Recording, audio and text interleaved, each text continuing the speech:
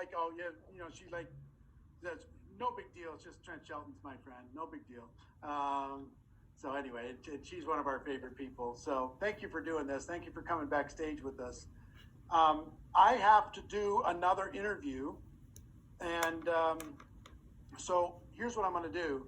I asked Pete Vargas if he would host the backstage part of today and kind of go through the questions and to be able to do that. So Trent, I'll look forward to talking to you later. Ricky and Francois, amazing. Jordan, amazing. Thank you for bringing your value. Les Brown was also amazing. But Pete, take it from there. And everybody else, I'll see you tomorrow. Load the boat. Tomorrow's just going to be epic. Load the boat. Whoever gets the most people on that thing's going to win. See you later. That's great. Hey guys, I'm stoked, man. I know Jesse Lee knows Trent, and I let Eric know that we needed to have Trent today because him and I have become buddies this last few months, and incredible job. All of the trainers, Jordan, Ricky, and your beautiful bride. Just incredible day today. And Trent, man, I appreciate you being here, man. I know we got you for about 15 more minutes, and I'm just going to fire off some questions, and then I'm going to bring in the rest of the crew as well today. Wow, what a great day, Trent. And make sure you put your questions in the Q&A box, guys. That's where we're going to go from, and we're going to answer a lot. We're going to rapid fire them. Trent, Leonardo says, I've been the last month.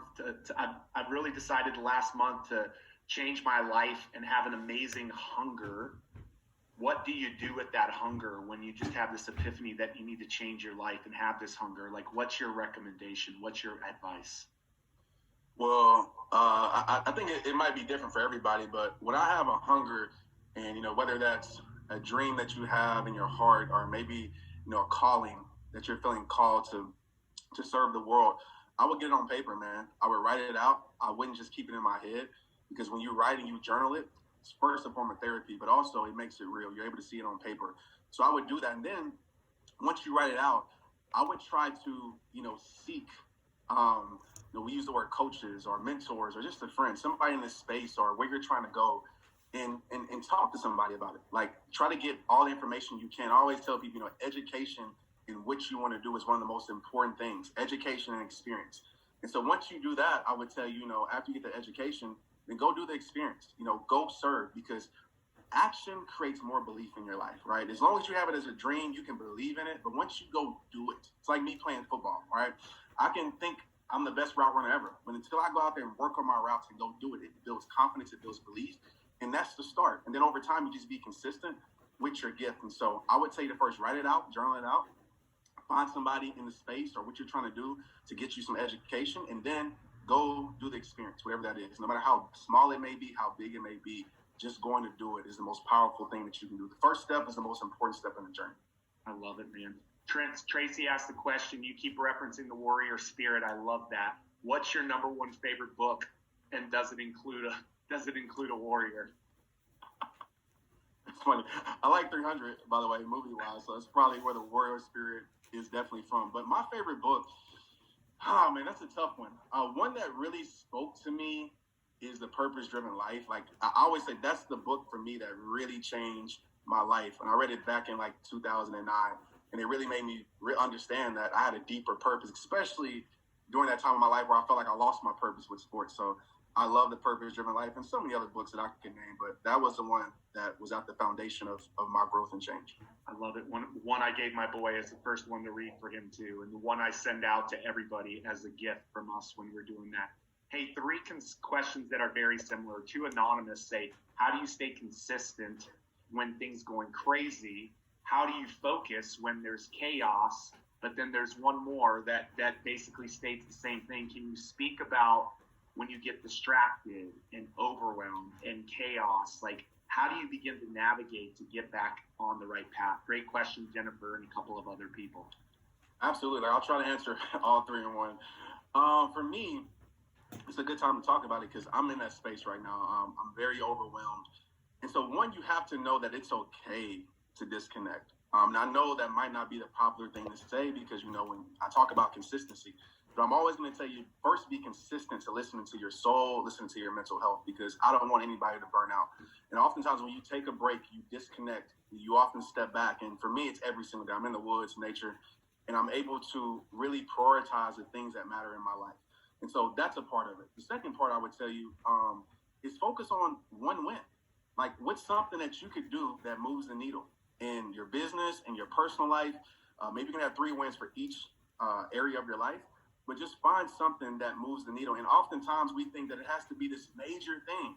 I read something in John Maxwell's book the other day. It was like about the penny. He was like, if you have a penny, you double it every single day for 31 days, like $21 million. And I was like, that's crazy.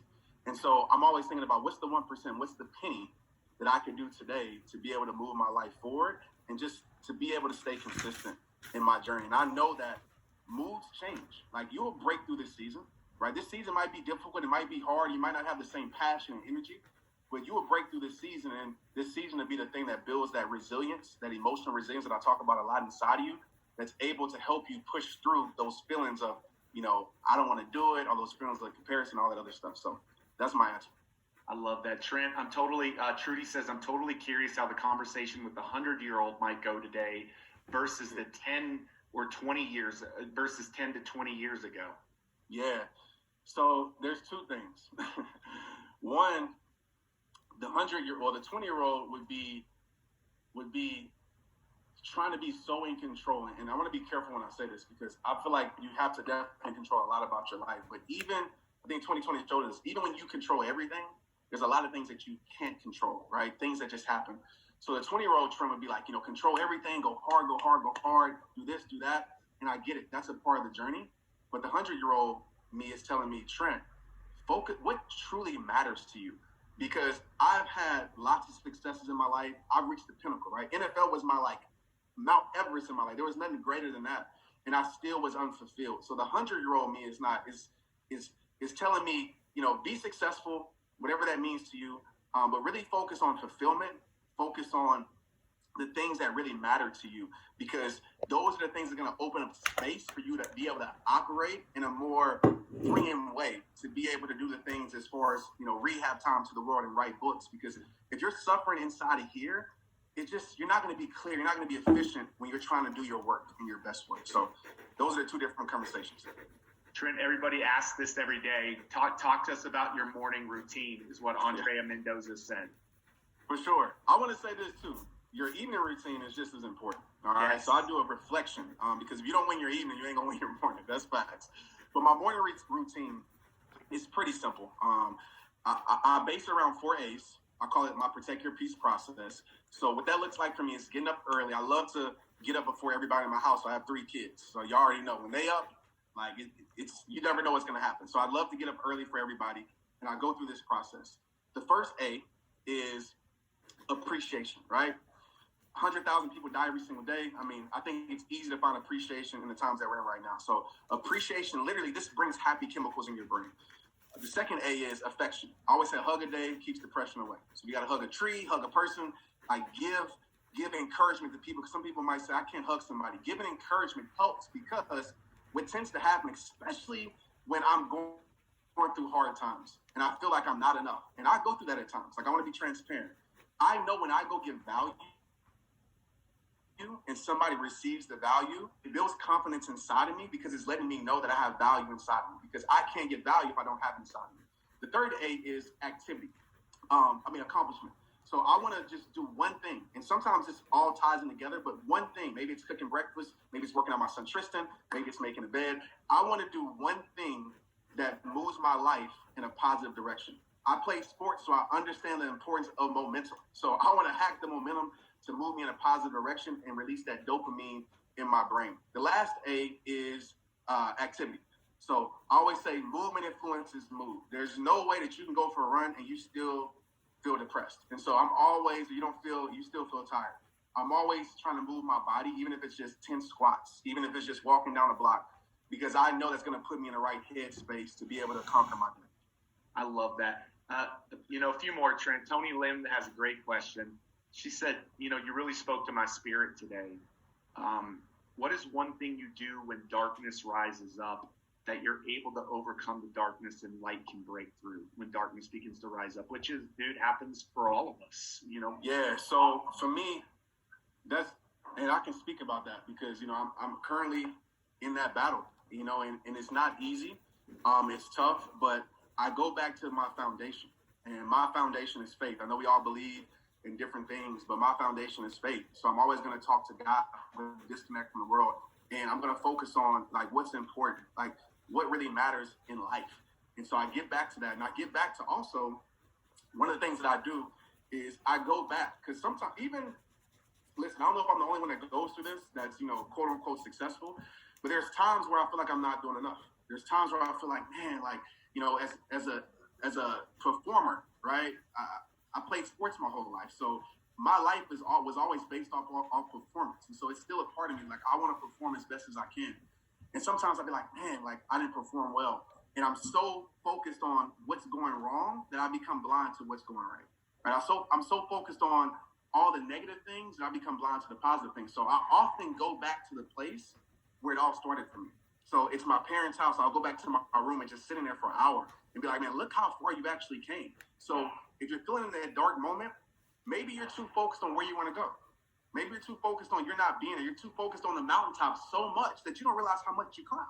And so take time to appreciate. And the last thing that I do to bring that hunger back into me, and when I'm feeling like really depleted, I go to the cemetery. I know this sounds crazy, but I go to the cemetery because it reminds me that life isn't promised. It reminds me that I don't want to come here with incompletion. So, I want to really recenter my life on what I really want to leave here as a legacy for my kids, for this world. And so those are my go-tos when I'm feeling stressed out. My family too, my kids. I'm going to ask you a couple more, and then we're going to let you go, like probably 2 or 3 more. There's such good questions that we won't be able to ask them all. I think we should ask one tactically, man. Like, you guys got to hear several people talk about social media, Frazier, Jesse Lee, a lot of people. Well, this guy does social media pretty dang good himself. And so let's get into that. Somebody says, how do you express yourself on social media? It says, Trent, how to express myself on social media when I'm feeling the most passionate and not come out in a wrong way? Like, am I overthinking it? Like, I'm going to follow up and just say, why